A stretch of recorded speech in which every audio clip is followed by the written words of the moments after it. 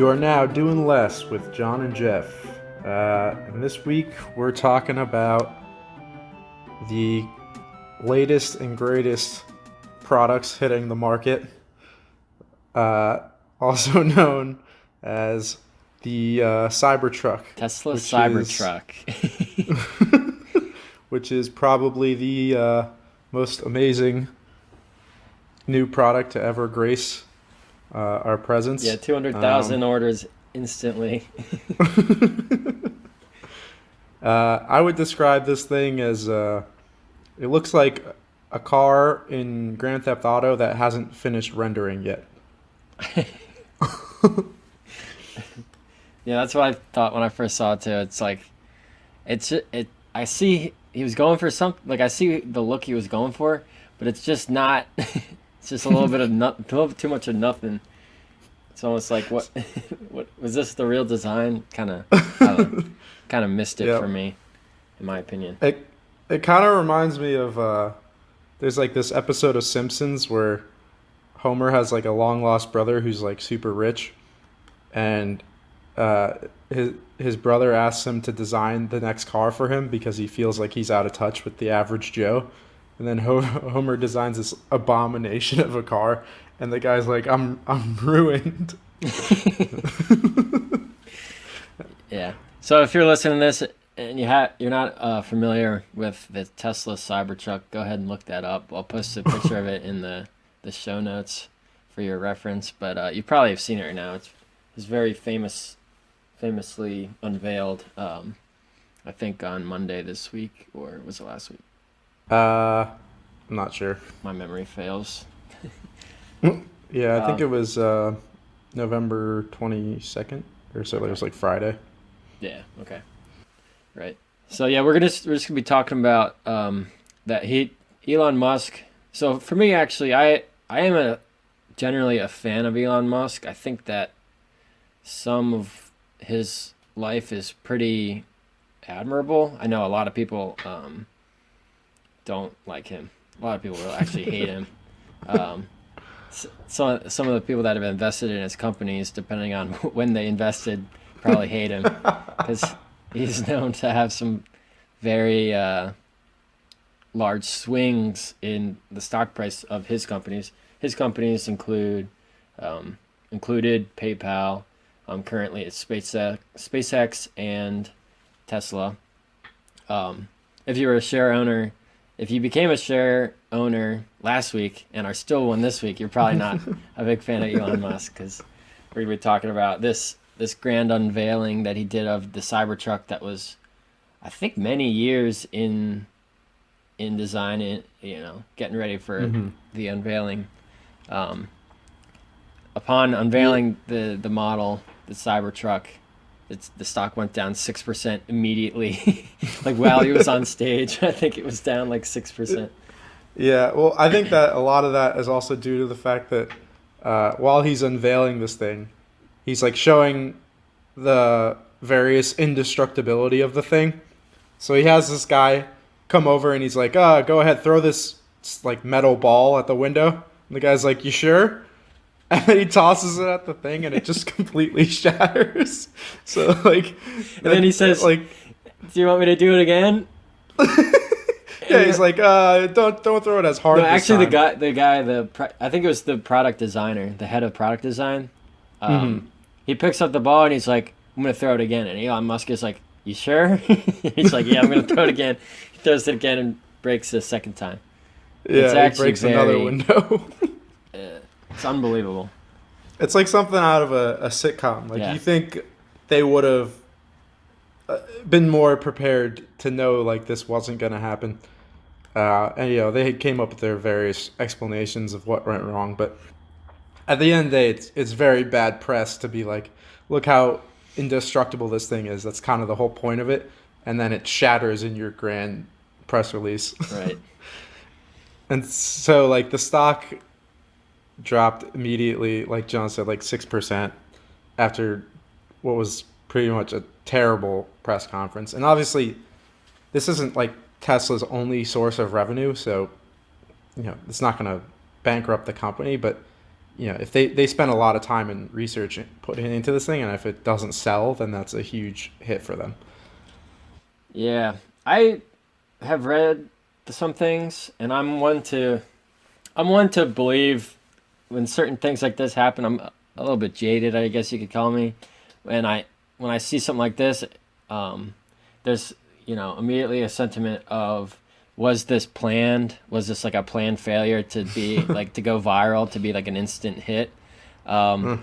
And sometimes that appeals to me. In this case, I would say, um, well, if whether that's what they wanted or not. I mean, the stock went down 6%, which is not that is never. It's generally not what people want. I mean, that Elon Musk is a major shareholder. I mean, he owns the company. He's a major financial stake in this performance. And I just think it's an overall bad look. So I tend to not entertain that notion that this was just like a media stunt. I think that Elon Musk would have rather this not happen, because some people compare Elon Musk to like the real life Iron Man, and I don't think Iron Man would do this. I think this would really hurt his credibility. Like Iron Man puts on his suit and it just like explodes. Yeah. It's just like I don't think he would do that. And also, if you look at how many he holds, like something like 40 million shares, and so the impact on the share price essentially was he lost $1 billion to his net worth. Jeez. In that like course, but he only has $20 billion of net worth. Yeah, and so I mean, Tesla is one of those companies that has like the share price swings a lot because it's a very speculative thing in the first place. So one could argue his net worth is completely fictional to begin with. Like it's just a bunch of people speculating on nonsense. Other people would disagree and that like Tesla's the future or whatever. I don't know. I don't really have a horse in that race. I'm not invested in Tesla, but like 6% is not nothing, but it's also not unheard of for a company like this where they don't really have that much. I don't think they've ever had positive earnings as far as I know. So essentially, if you're investing in a company that has never made money, you're essentially you're just speculating that they will someday. Because if they never do, then that share that you're holding is worthless. Right. Yeah. The stock price comes from the future expected cash flows from that company. Once you own part of a company, then you receive what they earn. Like you receive part of what they earn. So if they don't earn any dollars, if you pay money for the share, if you pay money to own a share, then you're expecting them in the future to have positive cash flow to pay you back for the amount of money that you invested in the cost of the share to you. So something like this, if something like this were to happen where a new product they design comes out unfavorably, you could say, oh, well, they've already got a machine chugging. They've already got consistent earnings that I can fall back on that I'm happy with. But when you're speculating that they're going to make money in the future on products they're currently designing and currently releasing, and then they release one with, from my perspective, it's a very bad product. And from what I've read online, 90% of people agree with me, at least, that this is not a great product. So when you're counting on, when you're speculating that the products they have and that they're going to release are going to be maintaining cash flow for you, the investor, you're not happy when you see a bad release. You want releases to go. I mean, his past releases have been great. Like he's released cars and that people are oh, those cars are so sexy. Like I want one. I don't want to wait for, I immediately put the down payment down to reserve one. But this one, it's just like, he was pumping the reservation numbers. He's like, oh, we got 150,000 people have reserved them, 200,000. Like, it's like, he's really trying to make it seem like, oh, people like this. Trust me, people want to buy this Cybertruck that we designed. Right. And, I don't know. I guess I get the whole indestructible thing that they're really pushing. But because it's like, oh, rugged or whatever, but it's like, I don't know, how indestructible do you need your car to be, really? Like, what the heck are you gonna do with it? Yeah. That it's like he was really pushing the whole bulletproof thing. So it's like, I don't know who's his target market with this, really. I Right. don't even. Is it like drug lords or something? I guess that's maybe not a terrible idea, but how many of those guys are there, really? He wants blue collar, salt of the earth people that are also environmentally conscious, because there's so many of those out there. Right. Yeah, like guys who, I mean, basically you take a pickup truck, which is one of the cooler looking cars in my opinion, Yeah. and you just turn it into this thing that looks so stupid. He said, let's take the arguably coolest designed vehicle in existence, and let's make it not that, and let's release that. Yeah, it's really just, I think, a bad decision. I don't know who was in charge of making this final say or this design or whatever, but I don't know. As far as I think most people are concerned, this was a mistake. I was thinking about it afterwards, and I was thinking, I mean, one of the major ails the ails of Tesla currently is that, they've got a good car design. People want their car, people want to buy it, but it's just they don't produce enough, fast enough. So it almost makes you think when they went to the drawing board for this truck that they wanted to release, I think Elon Musk may have said, we're going to have to make, let's make these fast. So let's make the design easy. What's easier than a couple flat sheets of metal? Just bolt them together and, Yeah, maybe. let's just release it. We can release many fast. We can release those fast. And then now no one wants them. Yes. That's the irony. Right. But I think this is an important example of the profit and loss system, specifically loss, right? And so what we see today is the government meddling a lot in both profits and losses. And we think this is a way that free markets basically aren't able to operate properly when you meddle in profit and loss. And so I think this new design or this new Tesla thing is a good example of just how risky it is to be in charge of a massive amount of capital, whether it be people. So like many different people had to work on this thing. If they already started production for these things, that's a lot of resources put into producing these things. So, and essentially Elon is in command of all these different resources.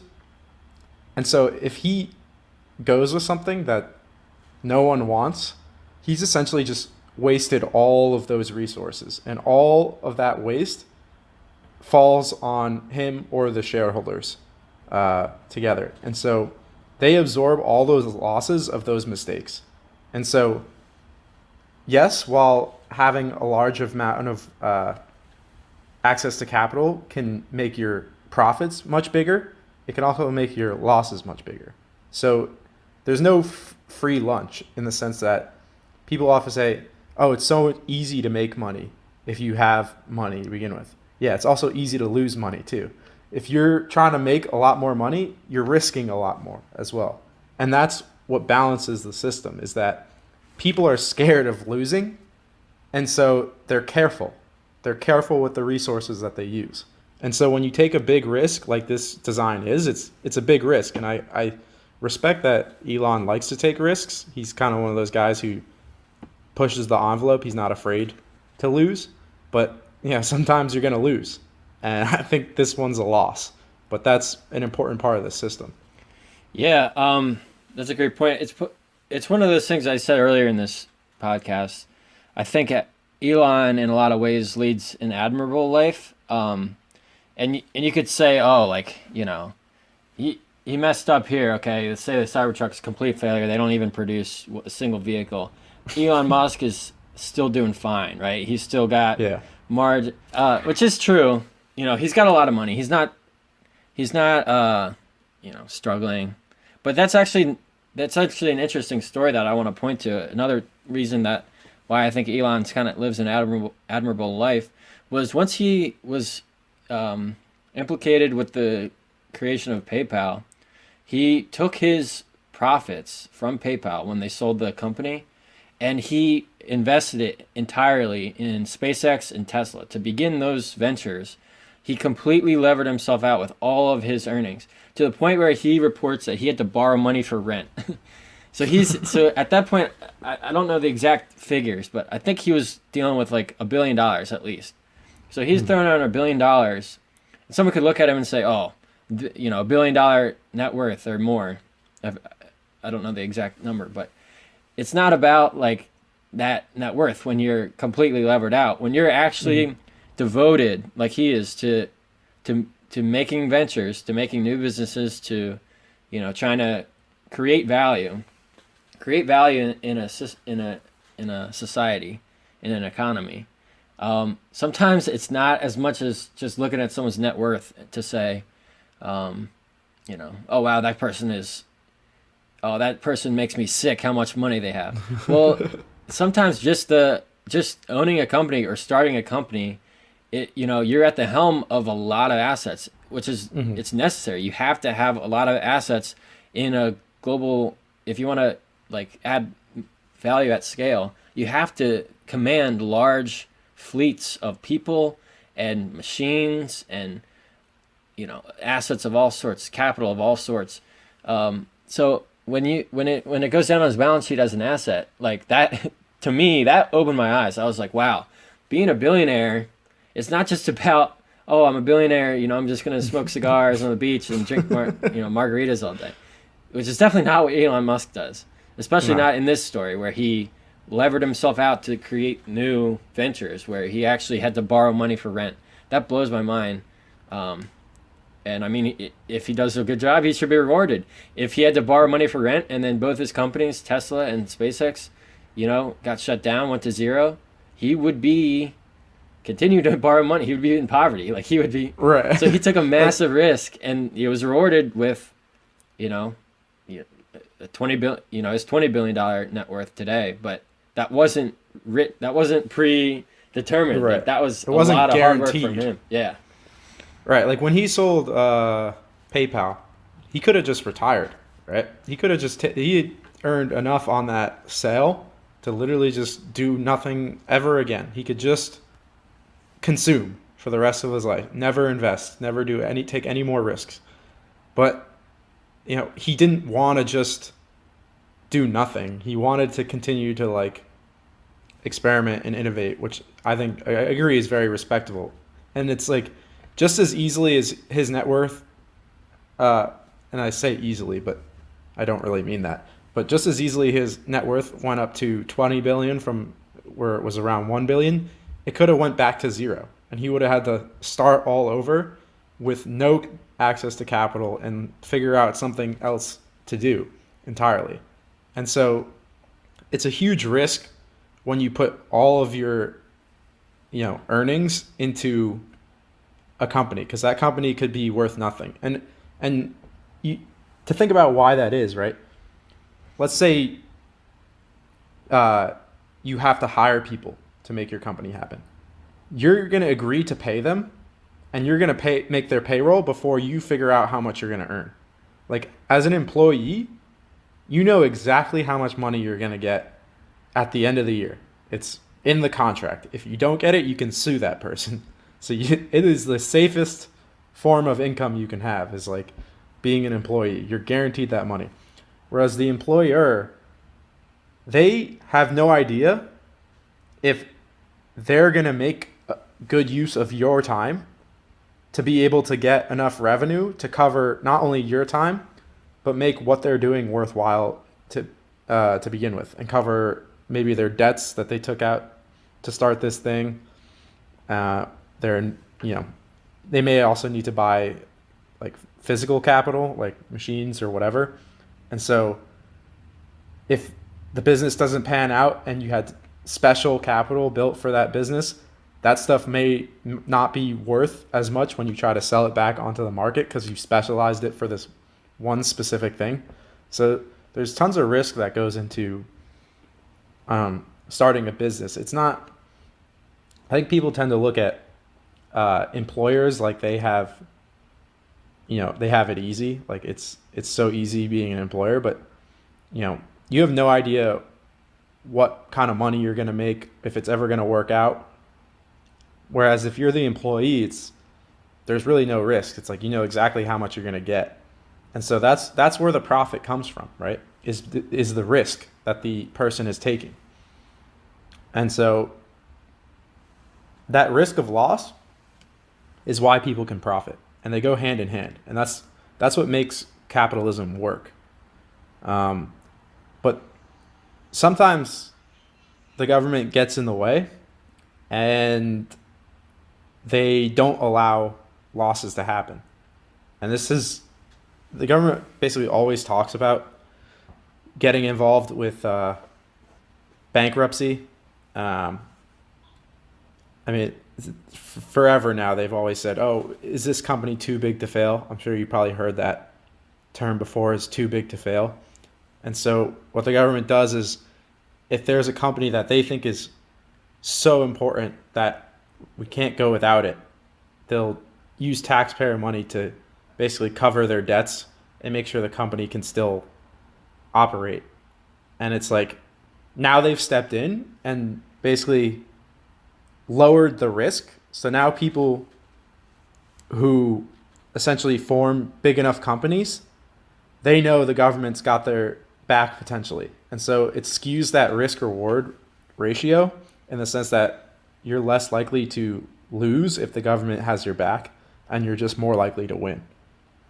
Yeah. To clarify, at one point you said the government says, like they decide, oh, we can't do without an entity we deem too big to fail, and like a reason that they would say that would be if it's maybe a car company, or if it's just a large company, they would say, oh, like it employs so many thousands of people. If they were to go bankrupt, those people would be out of a job.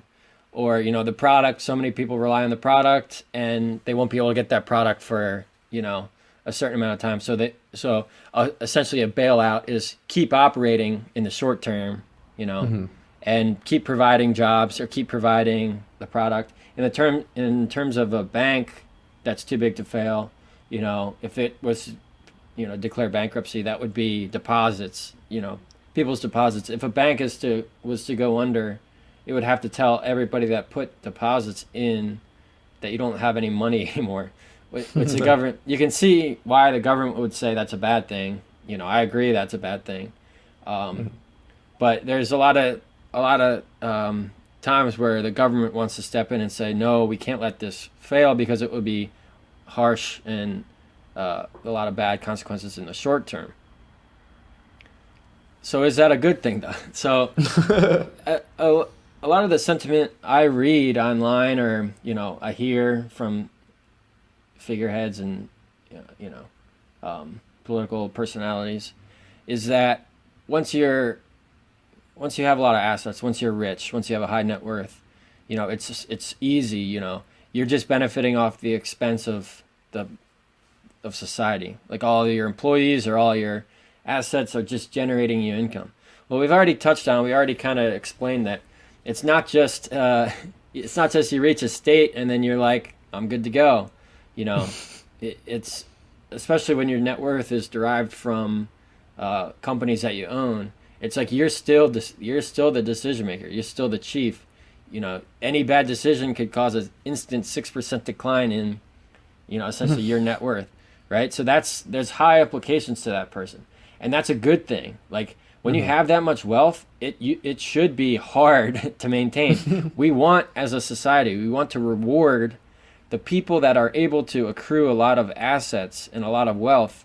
If they're able to maintain good decisions and maintain that wealth, to continue to create more wealth for them, which equates to more value for society, we want to reward that.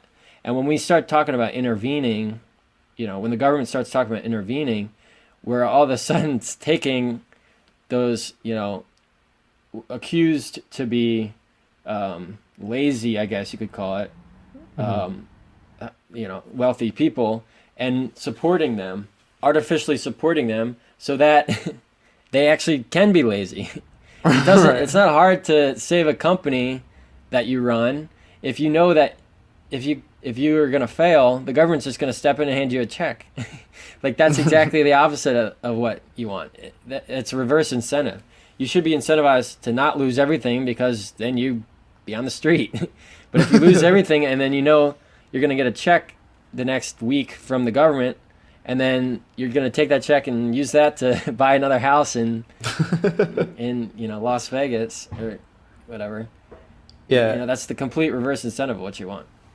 And if you look back in 2008, which is the most recent example of bailouts, is I forget which banks got the bailouts, but not all of them got bailouts, but a few of them did. A few of the investment banks that were dealing in, they were basically taking on way too much risk. And really, it's astonishing at how quickly these banks went bankrupt, considering their size. Like, this was no small mistake. They were taking on massive amount of risk to go bankrupt in a year. Most bankruptcies are a slow decline of you just can't figure out how to keep yourself relevant, and your revenue continues to fall and fall and fall, and then you realize maybe we're just not relevant anymore, and then you go out of business, like Toys R Us or Sears or whatever else. It's not usually just overnight, boom, bankrupt. Like that, if that happens, you're taking on some serious risks. And so those banks got all the reward of taking on those risks. And then we, as a population, shared the burden of their losses because we paid for their losses. So they got to keep all the rewards. We didn't get any share in any of those. And yet we all shared the burden of their losses, which is that makes me mad. I don't know. I feel like it should make you mad right. too. But and not only that, is like John said, it creates bad incentives. So what they were doing was clearly bad decision making. That's what led to their bankruptcy, is they were making bad decisions. And now if you say, okay, we're going to let you continue to exist, you're basically saying you're incentivizing that bad behavior to continue on. If those companies don't change hands once they go bankrupt, then you're just going to get the same people making the same bad decisions. And so a lot of people go, oh, they bailed them out, and then they just use that bailout money to give everyone bonuses. And you're right. And that's part of the bad decision making, is they're just handing out these massive bonuses and not being careful with their costs.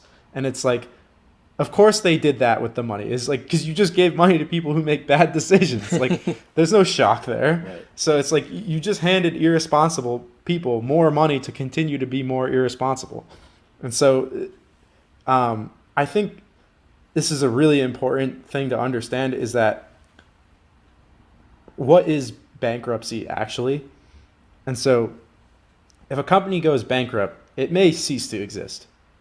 In the case where it's a Toys R Us, which is probably largely irrelevant in today's day and age. You don't really need it with other things like Amazon and Walmart that are just generally more efficient at what they were doing. Toys R Us is kind of obsolete. But in the case of, or Kodak was another example. Kodak actually invented the digital camera, but they were making so much money on film that they were just we don't need to bother with this digital stuff because film is just our moneymaker. And then they obviously went out of business. There's no more film today. And so that's an example of they actually weren't even taking risks. They actually did the opposite. They took no risks. They were just we got this good thing going, let's just let it keep rolling. And then they became obsolete to the competition. So assets require active, good decision making to keep them to continue to be profitable. It's not just the fact of, oh, if I don't take any risks, well, then I'll keep the, no, because other people can come in and compete and make you obsolete. And so we need to make sure that we're not distorting the incentives in the system. So when a company goes bankrupt, if it was obsolete, it shouldn't exist. No one wants film anymore. We all have phones in our camera, like or cameras in our phones, and so we don't need film anymore. So that company shouldn't exist. And then in the other case with the banks, we still want banks.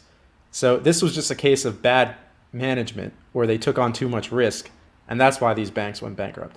And so what's going to happen is it's not that banks are going to cease to exist. It's just that these particular assets are going to be divided up and sold to people who are going to make better use of them. Yeah, you can think of it like if you own a house free and clear, right? You don't have a mortgage on it. It's just your house, right? You can put that out on your balance sheet as like an asset. You can say if you have a $500,000 house that's yours, right? Then you could say actually let's call it $1 million house. Say you own $1 million house that's yours, and you say I'm a millionaire because this is my property, right? Congratulations, you're a millionaire. Enjoy your house. But the thing is, a year goes by. Oh, nice. My house is still, the market went up, so I have even more than $1 million of net worth. Sweet. 5 years goes by. Well, if you haven't been keeping up with it, there's starting to be dust that accumulates on the picture frames, and the rug's starting to get all dirty, and you really should vacuum. Pipes really should rust. Dust, right? 10 years go by and you haven't really replaced your filters, and your HVAC is all clogged up. 20 years go by, and the cracks in your basement on the brick, your brick foundation, you never had addressed, and it's actually sinking into the ground. Your house is like at a 20-degree angle with the ground. That $1 million house, it's like, oh man, this house is a piece of crap now. Like I can't do anything with this. I can't even live in this. It's about to fall over. I better sell it. Well, you're not gonna be able to sell it for $1 million. Like you had Right. $1 million in assets, and you didn't do anything with it. You just left it. And after call it 20 years, that's probably like not even worth. It's probably worth just the land at that point. I mean, this is obviously exaggerated. Depending on the actual build of the house, it may be in various states at that point with no maintenance. But it's definitely going to degrade, in some way. And if you don't have the good decision making, the presence to look into look to see what the best decisions that you could make for the house would be, and say I need to start dusting, I need to adjust the structural issues of the house. You're not going to be able to, at that point, you're going to only be able to sell it for like what the land is worth. The house is like, you're going to have to demolish the house just to be able to, put up something else with actual value. So it's like, right. That's the same as owning a business. Like if you're not constantly, hiring the right people and keeping up with the technology, keeping up with the market around you, all this stuff, it changes day to day. We live in a world where markets are created and destroyed daily. Like that's not even an exaggeration. That is a true statement. Like in all sorts of sectors, day in and day out are changing drastically. And if you own a stake in a company that has a significant impact in one of those sectors, you need to be able to change and adapt and and maintain value and make the right decisions, or else that value is just gonna go away. Right. And so I think what's important to take away, though, is that there are just natural incentives baked into like a free society that guide behavior towards responsible decision making. And so if you think about like results as the things that you want, incentives are basically the direction guiding you to the results. So it's not enough just to look at the results. You have to look at the incentives as well, because the incentives are what going to carry you in the direction you want to go. And so they're naturally, if we want people to be making responsible decisions with resources, we shouldn't just say, okay, what are the responsible decisions? We should say, are people incentivized to make responsible decisions? And I think in reality, in a free society, they are. Just like John said, if you bought that $1 million house and then you're not responsible with it, like he just left the case where if you don't even maintain it, it's not going to be worth as much as it used to be. And so there's a financial incentive there to maintain it. Or even worse, if you just party in it all the time and freaking destroy the place, you're going to pay the price for that. And so there's already incentives baked in for people to make responsible use of labor, capital, everything that goes into owning a business or whatever, what you have it. And so there's really no reason for the government to step in and change this landscape, because all they're doing is essentially perverting those incentives, in some cases pointing them in the wrong direction. When they bail someone out, they're essentially pointing the incentive towards bad decision making, because there's no chance you'll lose and only chance you'll win. So you're just going to take more risk. So they've now pointed the incentives in actually the exact wrong direction. And so anytime the government steps in, you have to consider, how is this going to impact the incentives of the system? Yeah, that would be like if you ran the $1 million house into the ground and it's uninhabitable, and the government comes back to you and says, oh my gosh, this is a nightmare. Like, what have you done? How much is it going to cost to get this house habitable again? You say, oh, $400,000. And they say, okay, here's $400,000. Get the house back in, get it habitable again so that you can live there. And then, so what do? You get $400,000 and you probably don't make any changes. You probably just do the same thing you were doing that ran the house into the state that it was uninhabitable. Like, you learn nothing. If you have $1 million house that you squandered and you can't even live there anymore, and someone came and said, it's all right, here's the money to get get yourself back in that house, you're probably not going to make any changes. And then what we do as a society, or what the trends that I kind of see forming, is that we look at people with well-maintained houses and say, that person had a $1 million house and now they have a $2 million house, right? They have they added a pool, they added, all sorts of, art and all sorts of, value adding assets. And now this house is really valuable. Take some money, you have some money that you can give to the people that are, that right. We're actually we're penalizing that person in right. a lot of ways. We're saying that person has so much more than everyone else. I mean, it kind of gets diluted in the comparison from a house, but you kind of get the point. And the other thing I wanted to say that is different about the house is, if the government stepped in, the reason the government that would step in the case of a house is not very obvious, because there is, I mean, obviously one person living on, not having a house, the government might say that's a problem. But with a business, the government says, oh, we can't let, potentially 20, 30,000 people go unemployed, because of the poor decisions of the corporate board.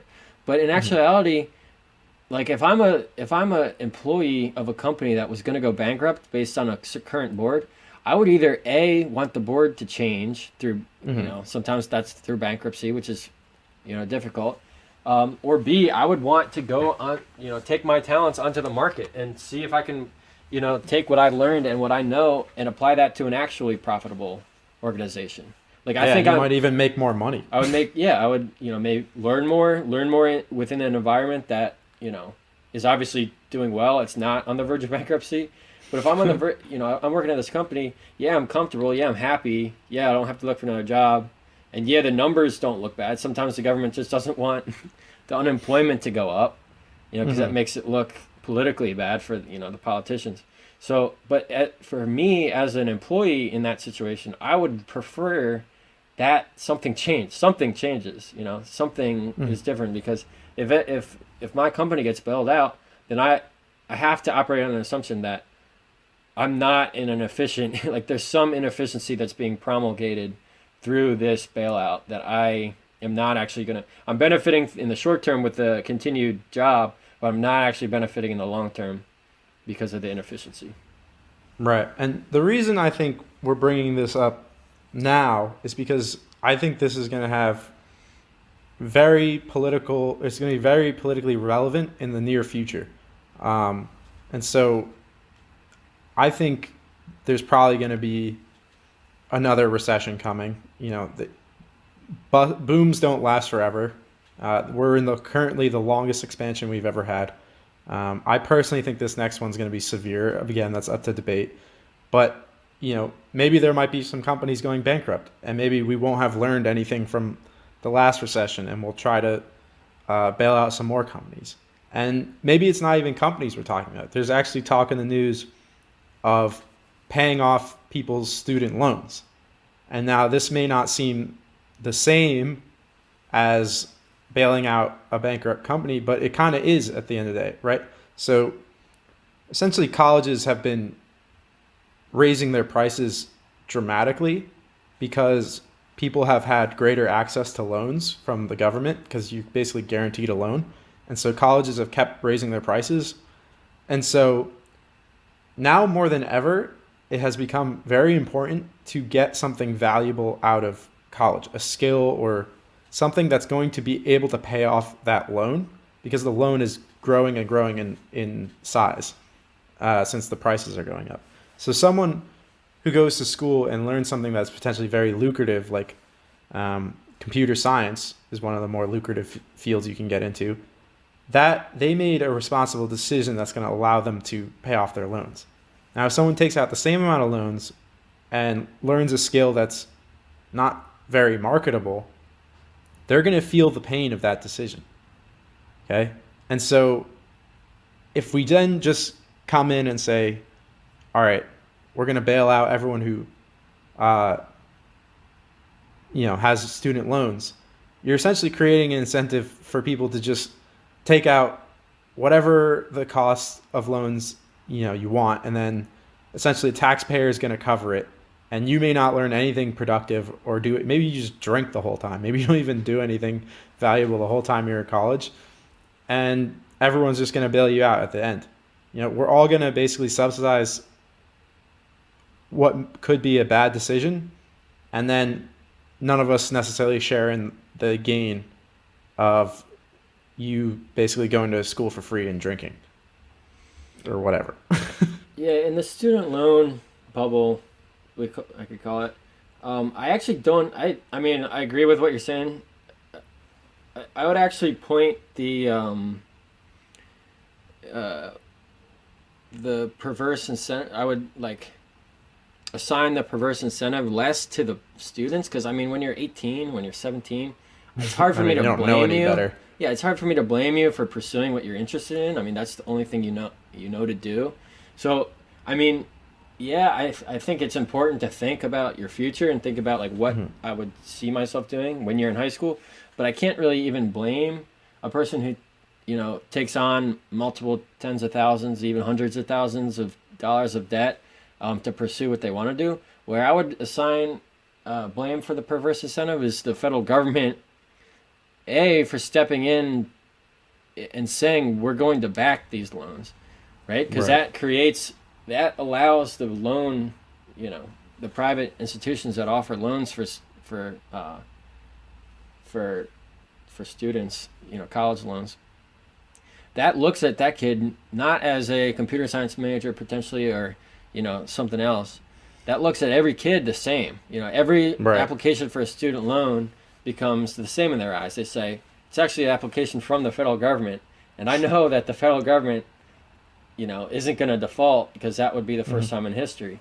So, so it's kind of the federal government's idea of coming in and bailing out all the student loans. It's actually the federal government would be bailing out themselves, because they're on the hook for all those loans. So it's right. I It's mean, basically the government's bad decision is being bailed out by the government. right. Yeah. So that's, I mean, No shock talk there. about talk about perverse incentives. When you're able to bail yourself out, it's just like you don't have an incentive to do anything. You can do literally Right. anything, and you'll be all right. Right. I mean, I agree. Like, you know, I didn't know anything about money or debt or nothing or what was a good career or anything when I was looking at college. But, you know, people do learn, like, communities will learn. Like, people will learn from other people's experience. Like, if you hear horror stories about people, maybe even your brothers or sisters or siblings who did take out a bunch of loans and they're struggling. Like, if you're going to learn something from that pain they're feeling, and I'm not saying it's fair that those people are going to suffer, but the only way people can learn is if you have these incentives in place, right? Like, so right now you can learn a trade in like high school.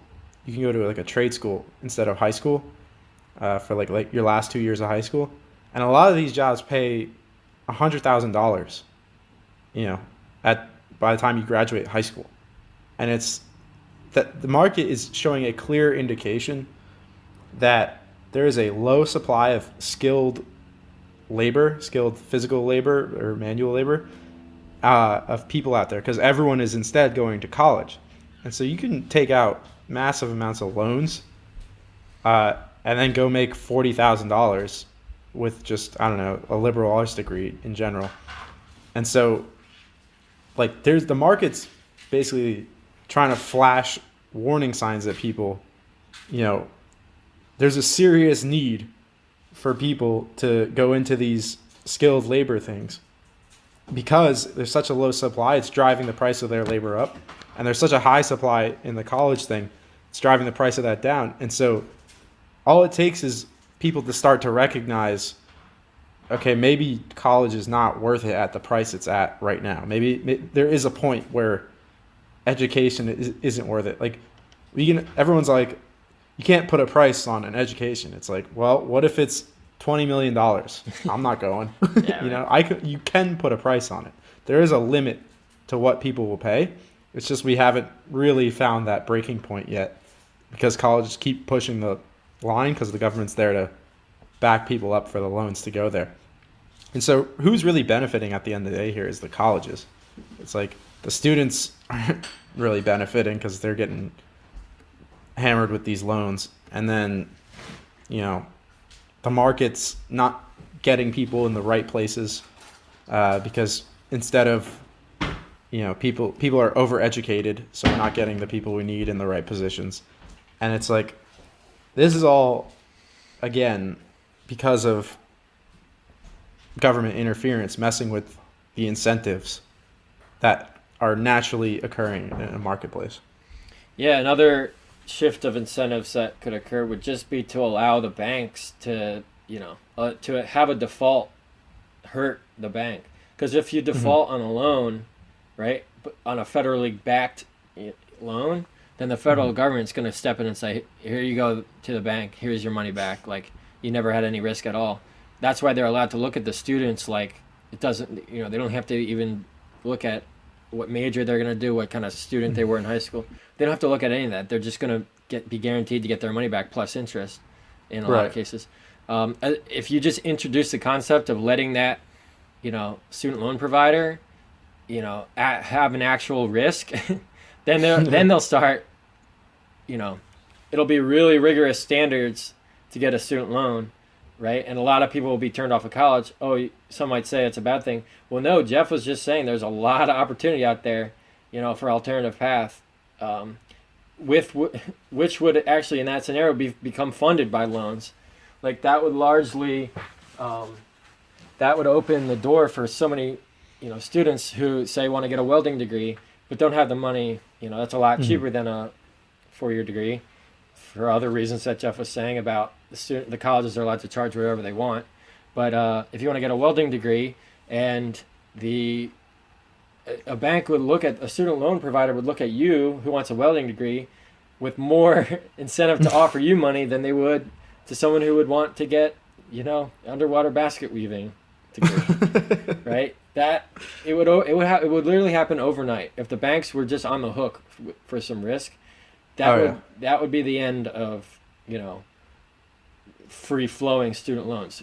The banks would start really, introducing discretion for who they made student loans to. Right, and that again, that key here is incentives. Right now, the incentive system is completely screwed up. There's no incentive to any party involved here not to go to college, really, and so that's why this loan, like if you look at actually the federal government's main asset, it's student debt. That's like our main, our federal government's main asset that they hold on their balance sheet. So it's a really sizable, it's like 1.5 trillion. It's a really sizable amount of debt lying out there. And the reality is the default rates are going up and the delinquency rates are going up. So, is this really a positive thing that we're doing here, Yeah, so the government, they did a lot on the front end, and they were able to get a lot of student loans issued, and then they're offering to do some more on the back end and then forgive all the student loans. Well, if only they would do less. They don't have to do either of those things, and the market would, discover prices that would dictate what's an effective job to have, what's an effective value-adding,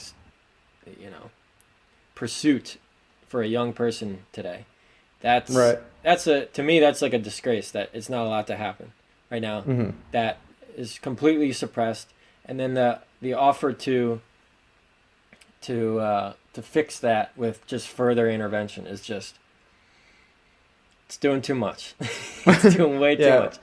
The only solutions people ever seem to come up with is do more, right? So, college was fine, like 20 years ago. It was not expensive.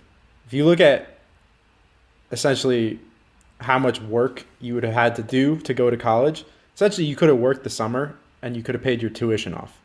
You did, like, that was a thing, is where people would work the summer and they would earn enough to pay their tuition for college that year. It was working your way through college. That's not, like, people do that now anyway. Like, because now the labor market's so competitive that you need all this stuff on your resume to make yourself look good. But it used to actually pay for your tuition to go to school in the summer, and now it doesn't even come close. So, I would much rather go back to that time before the government got involved, where you could pay off your tuition over the course of the summer, than now, where it's like you take out massive loans just to cover the cost of it. And so, basically the government stepped in. People were complaining not enough people had access to college. So now more people have access, but it's way more expensive for everyone. If you ask me, it's way worse. And now the only solution people can generally come up with is, all right, we need to do more. We need to either bail people out or we need to make college free. It's like, where are all the people saying, wait, why don't we just go back to the way it was when you could just work the summer and pay for school? Like, that wasn't so bad, Right. What else? I don't know. I think we covered a lot. That's pretty good, yeah. Yeah. Anyway, thanks for doing Less with John and Jeff. Have a good Thanksgiving.